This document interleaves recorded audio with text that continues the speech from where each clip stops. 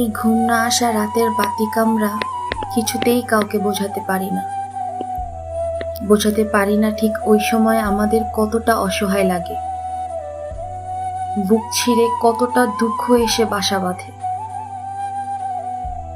এ সময় হঠাৎই মন খারাপ এসে উকি দেয়, জোকের মতো আটকে থাকে এবং হৃদয়ের সুখগুলো শুষে নেয় যতটা পারে।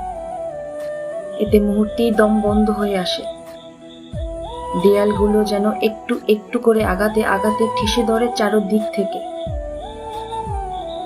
মাথার পাশে টেবিলটার উপরে রাখা টেবিল ঘড়িটার টিকটিক শব্দ, সিলিং এর সাথে ঝুলতে থাকা ফ্যানের ভন ভন শব্দ খুব বিশ্রীভাবে কানে এসে লাগে, যা অস্বস্তিটা আরো বাড়িয়ে দেয়।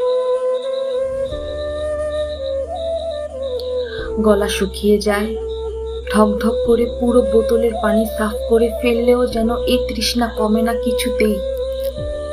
ঘামতে থাকে শরীর অনবরত, যেন ঘামের সাথে সবটুকু শক্তি বেরিয়ে যাবে একটু একটু করে। চোখ দুটো জ্বলতে থাকে জল গড়িয়ে না পড়ার শখে। রাত আরো গভীর হয়, ফোনের স্ক্রিনে সময় এগিয়ে চলে, কিন্তু ঘুম আর আসে না। তারপর একসময় পাখিরা জেগে ওঠে, টের পাওয়া যায় ভোর হচ্ছে।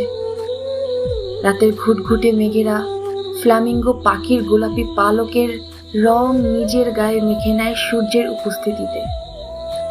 তারপর পূব আকাশটা সূর্যের রক্তিম আলোতে ছেয়ে যায় এবং একসময় রাতের সবটুকু অন্ধকার গিলে ফেলে।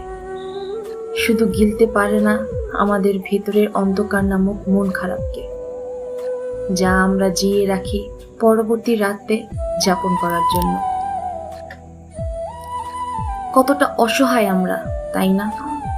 সূর্য, যে কিনা সমস্ত অন্ধকার শুষে নেওয়ার ক্ষমতা রাখে, সেও আমাদের ভেতরের অন্ধকারের কাছে মাথা নুয়ে ক্ষমা চেয়ে নেয়, কারণ ওসব অন্ধকারের মুক্তি সেও দিতে পারে না।